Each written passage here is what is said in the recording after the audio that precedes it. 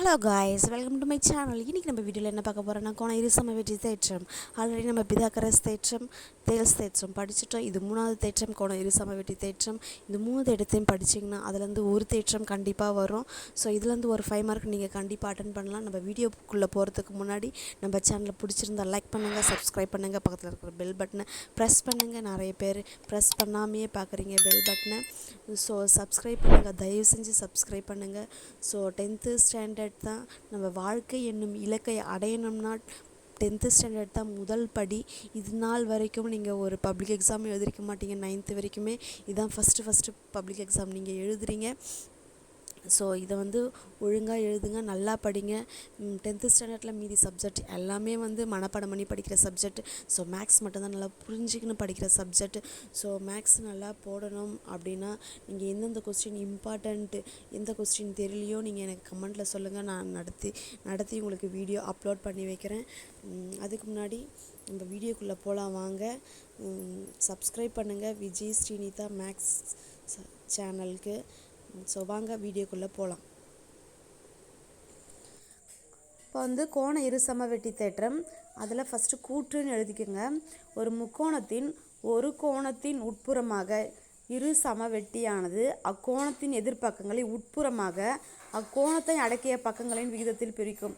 அதாவது ஒரு முக்கோணம் போட்டுங்க. அக்கோணத்தின் உட்புற உள்ளதில் இரு சமவெட்டியானது நடுவில் ஒரு கோடு போட்டு பார்த்தீங்களா, கோணத்தின் எதிர்பக்கங்களை உட்புறமாக அக்கோணத்தின் அடக்கிய பக்கங்களை விகிதத்தில் பிரிக்கும்.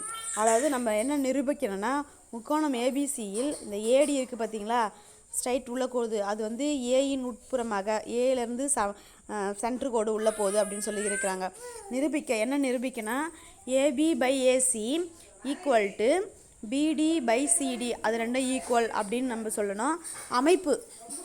படத்தோட அமைப்பு எப்படி இருக்குதுன்னா, ஏபி இணையாக சி வழியாக ஒரு கோடு, ஏபி இணையாக வச்சு சி வழியாக ஒரு கோடு ஈக்கு போகுது. அதுதான் ஏபி இணையாக சி வழியாக ஒரு கோடு அப்படின்னு. இப்போ நம்ம என்ன நிரூபிக்கணும், இதிலேருந்து என்ன நிரூபிக்கணும் அப்படின்னா, செங்குத்து ஏஇசி ஈக்குவல் டு செங்குத்து பிஏஇ. இதை ஃபஸ்ட்டு ஈக்குவேஷன் வச்சுங்க. அடுத்தது செங்குத்து ஏபிடி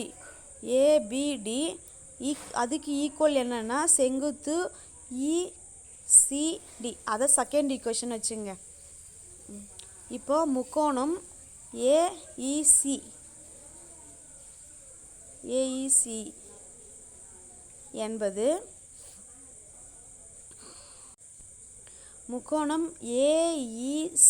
என்பது இரு சமபக்க முக்கோணம்.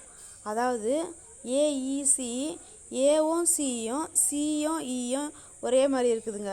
ஆனால் ஏஇ பெருசாக இருக்குது, அது 2 ஈக்குவலாக இருக்குது. இந்த கீழே இருக்கிறது மட்டும் வேறு மாதிரி இருக்குது பார்த்தீங்களா, அதனால் இரு சம முக்கோணம் ஏஇசி. அதுக்கப்புறம் ஏவும் சியும் ஈயும் ஈக்குவல்னு போட்டுடணும். அது முக்கோணம் ஏபிடி செங்குத்து முக்கோணம் சிஇசிடி.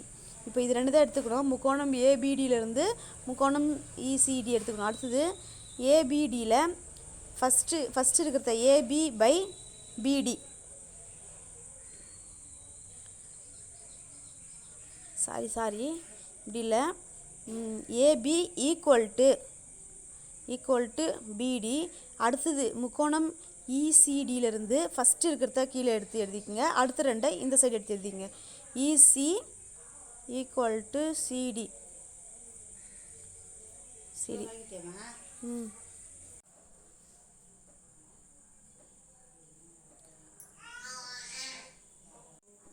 ஸோ ஏசிக்கு இசி ஈக்குவல் அப்படின்னு சொல்லிக்கிறதுனால அந்த சிஇ இருக்கிற இடத்துல ஏசி போட்டுடலாம். So AB by AC BD by CD. இப்போ நம்ம நிரூபிக்க அப்படின்றதுல என்ன கொடுத்துக்கிறாங்க அப்படின்னா, AB by AC BD by CD, அது அப்படியே இருக்குது. இவ்வளோதான் தேற்றம், வெரி சிம்பிள். இது 5 மார்க்கு. லாஸ்ட்டாக தேற்றம் நிரூபிக்கப்பட்டது அப்படின்னு எழுதிடுங்க. இது ஒரு 5 மார்க், அதாவது ஒரு 45 மார்க், எனக்கு 35 மார்க் எடுத்தால் போதும், எனக்கு மேக்ஸ் அவ்வளோ வராதுன்றவங்களுக்கு இந்த 5 மார்க் இந்த தேற்றத்தை படித்து முடிச்சிடுங்க.